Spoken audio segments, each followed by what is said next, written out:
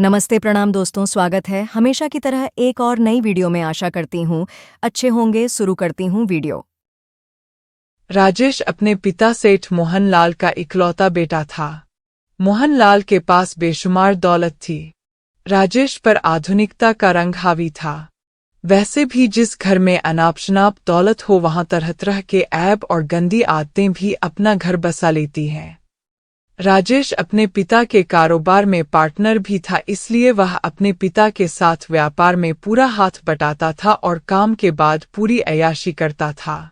बिल्कुल वैसा ही युवक था जैसे अक्सर अमीर घरों के युवक होते हैं। आमतौर पर होता यह है कि अधिक पैसे वाले परिवारों के बच्चे बिगड़ जाते हैं। पैसे की कोई कमी उनके पास नहीं होती, इसलिए नशे आदि के ऐब सहज रूप से अपना लेते हैं। आजकल राजेश एक फैक्ट्री लगाने पर विचार कर रहा था। फैक्ट्री लगाने के लिए जमीन की आवश्यकता थी। वह जमीन तलाश कर रहा था। जमीन की तलाश में वह आसपास के गांवों के चक्कर लगा रहा था। पैसे की सेठ मोहनलाल के पास कोई कमी नहीं थी। वे मुंह मांगी कीमत देने को तैयार थे, लेकिन कोई जमीन बेचने को तैयार नहीं था। एक जमाना था जब जमीन की कोई कीमत नहीं थी। लोग जमीन बेचना चाहते थे लेकिन खरीदार नहीं थे। समय बदलता गया और जमीन की कीमतें बढ़ती गईं। लोग जमीन का महत्व समझने लगे और इसीलिए जमीन मिलनी बंद हो गई। राजेश फैक्ट्री की जमीन के चक्कर में पास के गांव में गया। पास के गांव में उसकी जमीन की बात चल रही थी। वह कई किसानों की थोड़ी थोड़ी जमीन ले रहा था। किसान काफी कोशिशों के बाद जमीन बेचने को तैयार हुए थे। वह भी तब तैयार हुए थे जब उनके परिवार के दो दो आदमियों को नौकरी देने का वायदा किया गया था। आज राजेश उन लोगों को कुछ एडवांस देने जा रहा था।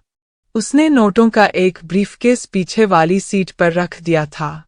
उसकी गाड़ी तेज गति से दौड़ती जा रही थी। मेन रोड से हटकर वह गांव के रास्ते पर चल दिया। उस रास्ते पर कार की गति धीमी हो गई थी। अचानक उसके पैर ब्रेक पर दबाव डालते चले गए। गाड़ी एक झटके के साथ रुक गई। सामने एक लड़की चली जा रही थी। गाड़ी की चर्र की आवाज को सुनकर उस युवती ने पलटकर देखा। गाड़ी में एक नवयुवक बैठा था। वह मुस्करा रहा था। युवती ने एक पल उस युवक को देखा। उसे मुस्कराते देखकर उसने गर्दन झुका ली। राजेश ने अपनी गाड़ी को लाकर बिल्कुल उसके बराबर में खड़ा कर दिया और कहा, क्या नाम है तुम्हारा? रीमा। बड़ा प्यारा नाम है। रीमा प्रत्युत्तर में खामोश रही। राजेश ने उसको संबोधित करते हुए कहा, मुझे राजेश कहते हैं। सेठ मोहनलाल का बेटा हूं। हम आपके गांव में एक फैक्ट्री लगाना चाहते हैं। रीमा को इन सब बातों से क्या लेना देना था। वह उस समय तक खड़ी रही जब तक कि राजेश बोलता रहा और फिर वह आगे को चल पड़ी। राजेश ने पुनः गाड़ी उसके बराबर में लाकर रोकते हुए कहा, रीमा जी, आओ बैठो, मैं भी गांव ही जा रहा हूं। तुम्हें गांव में छोड़ दूंगा। जी नहीं, रीमा ने कहा, मैं आपकी गाड़ी में नहीं बैठूंगी। मैं पैदल ही जाऊंगी। क्यों? मेरी मर्जी। फिर राजेश ने कुछ नहीं कहा। इस बात को भी वह जानता था कि ये मामला शहर का नहीं गांव का है। यहाँ किसी भी तरह की गई हरकत खतरनाक साबित हो सकती है। वह अपनी गाड़ी आगे बढ़ा ले गया। रीमा उसी तरह से पैदल चलती रही और वह अपने घर आ गई। शाम को राजेश रीमा के घर भी आया। अपने पिता के आवाज देकर कहने पर रीमा राजेश के लिए चाय लेकर आई। रीमा के सामने आने पर राजेश उसे कई पलों तक अपलक निहारता रह गया। रीमा उसको इस तरह से अपनी ओर देखते पाकर शर्मा गई और चाय देकर वहां से चली गई। राजेश ने रीमा के पिता शिवराज को एडवांस दिया, दस्तखत किए और अपनी कार में बैठकर चल दिया। रीमा राजेश को भा गई थी। वह सोच रहा था कि चाहे जैसे भी हो रीमा हाथ ही आनी चाहिए। गदराया बदन, अंग अंग साँचे में ढला हुआ। बार बार रीमा का चेहरा राजेश को विंडस्क्रीन पर चमकता नजर आ रहा था। उसने अपनी गर्दन को जोर से झटका दिया, जैसे उसने रीमा के ख्यालों को दिमाग से निकाल दिया हो। वह वापस लौट आया। राजेश अपने मनोमस्तिष्क से रीमा को निकाल नहीं पाया। वह बार बार उसके ख्यालों में आ जाती थी। राजेश ने एक बार फिर गांव जाने का निश्चय किया। उसने सोचा शायद रीमा उसके जाल में फंस जाए। वह अपनी गाड़ी लेकर आज एकदम रात को आया। वह ऐसे टाइम पर आया था कि रीमा के पिता उसे रात्रि में वहीं रोकने का प्रयास करें और वह रुक जाए। राजेश शिवराज के यहाँ पहुंचा तो शिवराज ने उसे आदर से बैठाया। कुछ देर बाद रीमा उसके लिए चाय व नमकीन ले आई। राजेश ने एक बार उसे प्यार भरी नजरों से देखकर गर्दन झुका ली थी। वह जमीन के बारे में शिवराज से काफी देर तक बातें करता रहा। इसी बीच खाना तैयार हो गया। शिवराज के कहने पर राजेश ने भोजन कर लिया। भोजनोपरांत राजेश ने कहा, अच्छा शिवराज जी, अब मैं चलता हूँ। राजेश जी, अब जाने का समय तो नहीं है। शिवराज ने कहा, ये शहर नहीं है, गांव है। कोई आपकी कार भी ले लेगा और आपको बांधकर डाल देगा। राजेश तो स्वयं ही वहां रुकना चाहता था। वह तो प्रोग्राम ही ऐसा बनाकर आया था ताकि वे रुकने को कहें और वह रुक जाए। ऐसी बात है तो ठीक है शिवराज जी, राजेश ने कहा, मैं सुबह चला जाऊंगा। शिवराज ने राजेश के लिए एक कमरे में बिस्तर लगवा दिया और वह लेट गया। करीब 1 घंटे बाद रीमा दूध का गिलास लेकर आई और उसने धीमी आवाज में कहा, लीजिए, दूध पी लीजिए। रीमा, क्या तुम जानती हो? राजेश ने कहा, मैं यहाँ किस लिए आया हूँ? जी नहीं, मैं सिर्फ यहाँ तुम्हारे लिए ही आया हूँ। क्यों? क्या तुम इतना भी नहीं समझती? राजेश ने कहा, कोई युवक किसी युवती के पास कब और किस लिए आता है? रीमा, मैंने जब तुम्हें पहली बार देखा था, मुझे तभी तुमसे प्यार हो गया था। उसी वजह से मैं यहाँ दोबारा आया हूँ। राजेश जी, ये शहर नहीं गांव है। यहाँ इस तरह की बातें करना भी पाप समझा जाता है। आज तो आपने कह दिया, फिर कभी मत कहना। क्या किसी से प्यार करना बुरा है? नहीं, कहने के साथ ही रीमा वहां से उठकर चली गई। राजेश की समझ में नहीं आ रहा था कि वह क्या करे। उसे अपनी इच्छा पूरी होती नजर नहीं आ रही थी। रीमा ने उसमें जरासी भी दिलचस्पी नहीं दिखाई थी। दूध पीकर वह लेट गया। इसके अलावा चारा भी क्या था? सुबह फिर रीमा उस लिए चाय व नाश्ते का सामान लाई थी। उस समय शिवराज वहां नहीं था। चाय का कप थामते हुए उसने कहा, रीमा, मेरा यकीन करो। राजेश ने कहा, मैं सचमुच तुमसे प्यार करने लगा हूँ। राजेश जी, रीमा ने कहा, आप अपने काम से मतलब रखिए।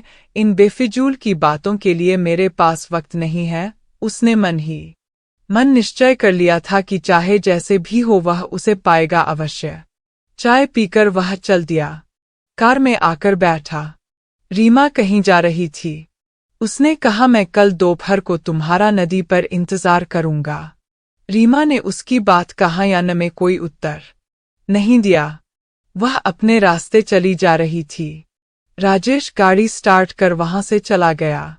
रीमा राजेश के बार बार इस तरह की बातें करने के कारण यह सोचने पर विवश हो गई थी कि क्या वह सचमुच उसे प्यार करता है और उसी के लिए यहाँ आता है।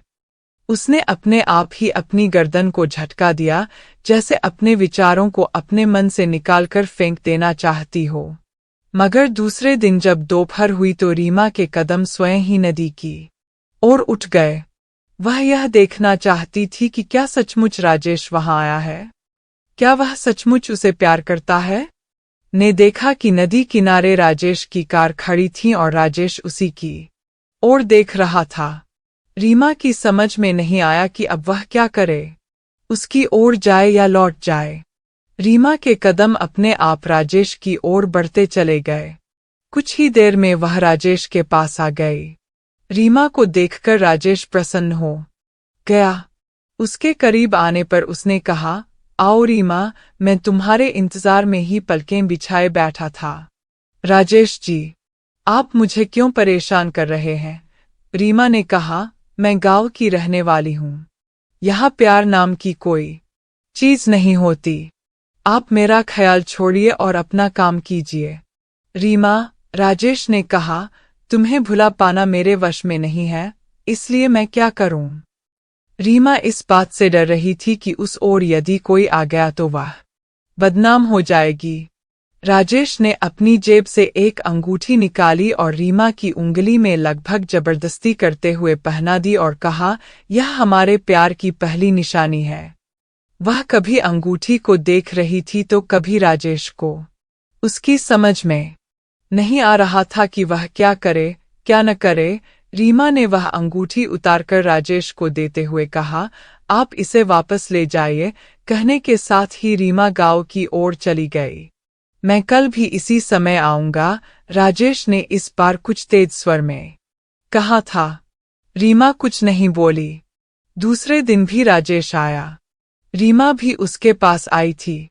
गुजरते दिनों के साथ साथ वह दोनों रोज मिलने लगे। राजेश का जादू रीमा पर चढ़ता जा रहा था। राजेश जल्द से जल्द रीमा को पा लेना चाहता था। दिन गुजरते चले गए। राजेश को रीमा का न मिल पाना अखर रहा था। एक दिन जब रीमा राजेश के पास आई तो राजेश ने उसे अपनी कार में अपने पास बिठा लिया और शहर की ओर चल दिया। उसे शहर की ओर जाते हुए देखकर रीमा ने पूछा, तुम कहाँ जा रहे हो? आज तुम्हें शहर दिखाऊंगा, राजेश ने कहा, आराम से बैठी रहो। राजेश रीमा को लेकर अपने बंगले पर ही आ गया। पहले उसका इरादा रीमा को होटल ले जाने का था, बाद में उसने अपना इरादा बदल दिया था। रीमा का दिल धक धक कर रहा था।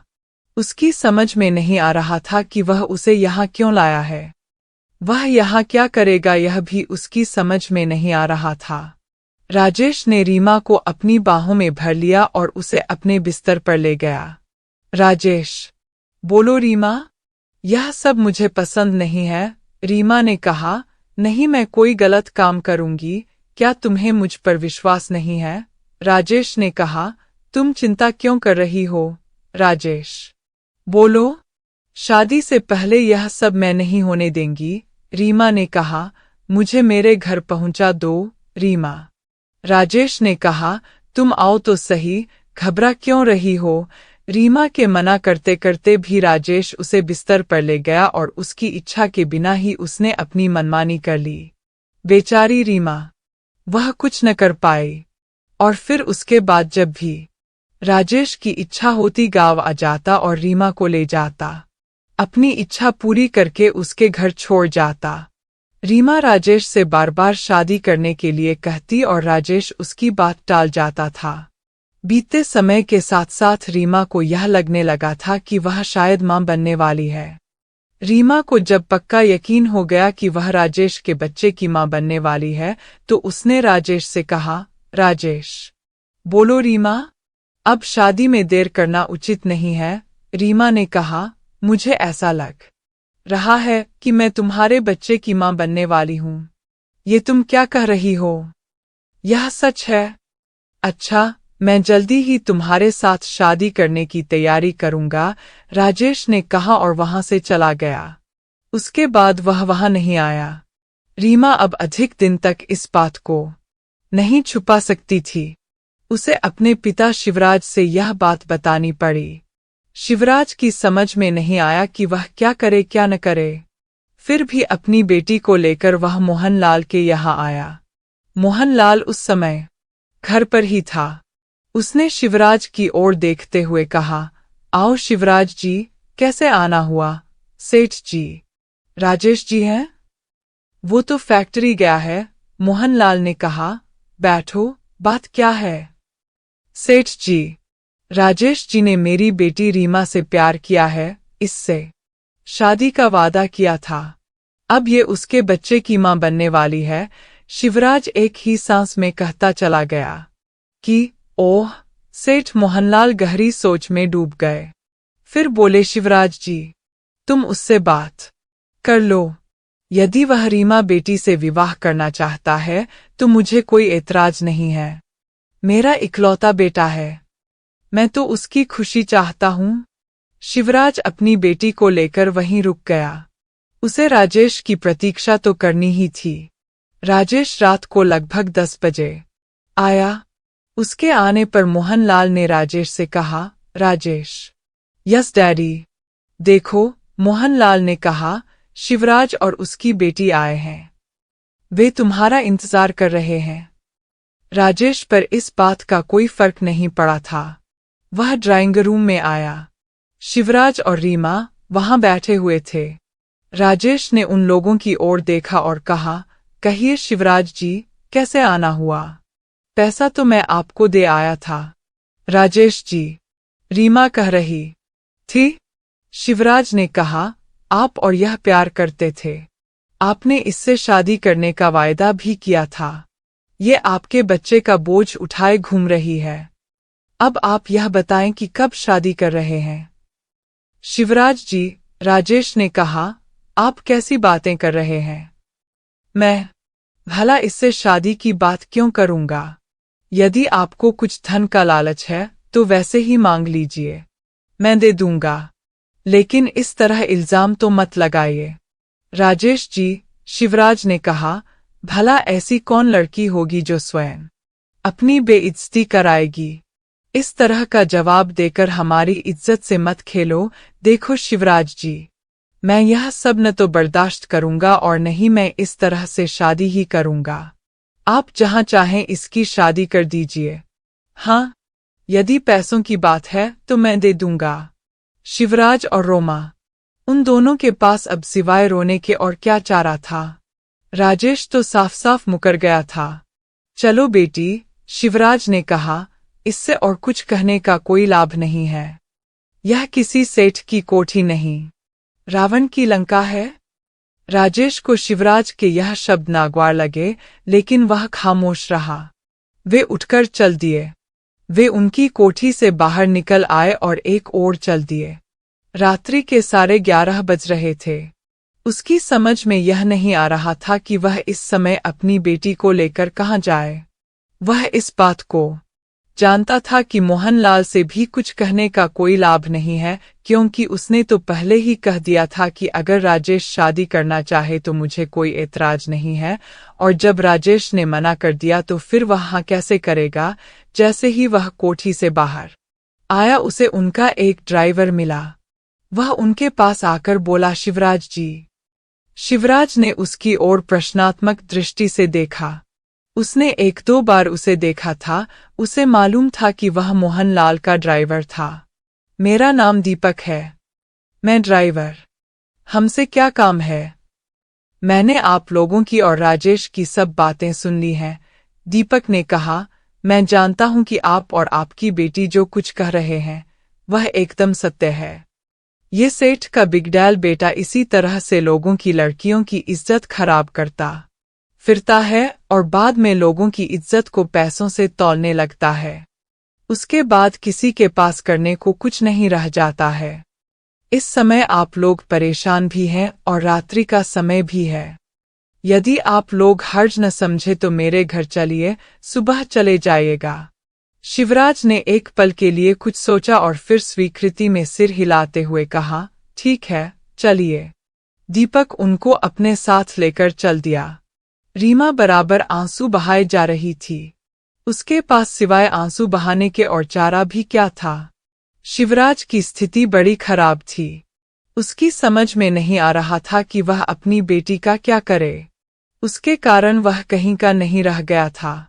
उसे डूब मरने के लिए भी कोई जगह नजर नहीं आ रही थी। उस समय दीपक का उन्हें मिलना डूबते को तिनके के सहारे के समान था। दीपक शिवराज और उसकी बेटी रीमा को लेकर अपने घर पर आ गया। उसका मकान बहुत बड़ा तो नहीं था पर ठीक था। शिवराज और रीमा चारपाई पर बैठ गए और दीपक उनके लिए चाय बनाने लगा। वह चाय बनाकर ले आया और उसने एक एक कप रीमा और उसके पिता को दे दिया और एक कप स्वयं ले लिया। वे तीनों चाय पीने लगे। चाय पीते हुए दीपक ने शिवराज को संबोधित करते हुए कहा, शिवराज जी। हाँ दीपक, इस समय आपकी क्या पोजीशन है मैं अच्छी तरह से समझ सकता हूँ। जिस किसी के साथ इस प्रकार की घटना घट जाती है उसका जीना हराम हो जाता है। समाज में उसका कोई मान सम्मान नहीं रह जाता। शिवराज क्या जवाब देता? उसकी तो जैसे बोलती बंद हो गई थी। ऐसी दशा में कोई भी बेटी का बाप क्या कह सकता था? दीपक ने फिर कहा, यदि आप उचित समझें तो इस समय जबकि आप परेशानी में हैं, मैं आपकी मदद कर सकता हूँ। आपको जिल्लत और रुसवाई से बचा सकता हूँ। वो कैसे? दीपक ने कहा, मैं आपकी बेटी रीमा से शादी करने को तैयार हूँ। शिवराज ने आश्चर्य से दीपक को देखा। दीपक की उम्र बहुत अधिक नहीं थी। उसकी उम्र 25-26 वर्ष की रही होगी। देखने में वह सुंदर भी था। उसकी पत्नी मर गई थी। वह विधुर का जीवन व्यतीत कर रहा था। इस समय उसे दीपक की बात मान लेने में लाभ लगा। फिर भी उसने रीमा की ओर देखा और पूछा, बोलो बेटी, तुम्हारा क्या ख्याल है? मैं तो कुछ भी कहने के काबिल नहीं हूँ, रीमा ने रो देने वाले अंदाज में कहा। तभी दीपक ने कहा, सोच लीजिए शिवराज जी, ये कोई जबरदस्ती तो है नहीं कि जो आप इसकी शादी मेरे साथ ही करें। हाँ, यदि आप लोग तैयार हों तो मुझे कोई ऐतराज नहीं है। ठीक है, शिवराज ने कहा, मुझे कोई ऐतराज नहीं है। मैं जल्दी ही तुम दोनों का विवाह कर दूंगा। इस समय जिल्लत और बेइज्जती से बचने के लिए इससे अच्छा उसके पास और कोई हल नहीं था। सुबह शिवराज और रीमा अपने गांव वापस चले गए। एक सप्ताह बाद शिवराज ने रीमा और उस ड्राइवर की शादी कर दी। रीमा शादी के बाद दीपक के घर आ गई। राजेश को भी इस बात का पता चल गया था कि रीमा का विवाह उनके ड्राइवर दीपक के साथ हो गया है। एक दिन वह ड्राइवर के जाने के बाद वहां आया। राजेश ने वहां आते ही रीमा को अपनी बाहों में भर लिया और उसे चूमने लगा। रीमा ने बड़ी सख्ती से अपने आप को उससे अलग किया और उससे कहा, राजेश, आज के बाद यहाँ मत आना। मुझे तुम्हारी शक्ल से भी नफरत है। यदि आज के बाद तुम यहाँ आए तो याद रखना, मैं तुम्हें जिंदा नहीं छोड़ूंगी। अभी तुमने औरत का प्यार ही देखा है, इंतकाम नहीं। राजेश उसे कोरी धमकी ही समझ रहा था। वह फिर रीमा की ओर बढ़ा। वहीं पर एक छुरी पड़ी हुई थी। रीमा ने वह छुरी उठा ली और सीधी कर ली। अब राजेश को यह लग रहा था कि वास्तव में रीमा जो कुछ कह रही है उसे कर डालेगी। वह चुपचाप वहां से निकलकर चला गया। दैवयोग से दीपक बाहर खड़ा यह सब सुन रहा था। रीमा का यह रूप देखकर उसने सोच लिया कि उसने कोई गलत काम नहीं किया है। वह भी चुपचाप ही वहां से चला गया। अब दीपक और रीमा खुशी खुशी दिन बिताने लगे। दोस्तों, ऐसे ही वीडियो देखने के लिए बने रहे चैनल पर। इस वीडियो को लाइक करें, सब्सक्राइब करें, बेल आइकॉन को प्रेस कर लें, कमेंट करके अपनी राय ज़रूर दें। धन्यवाद।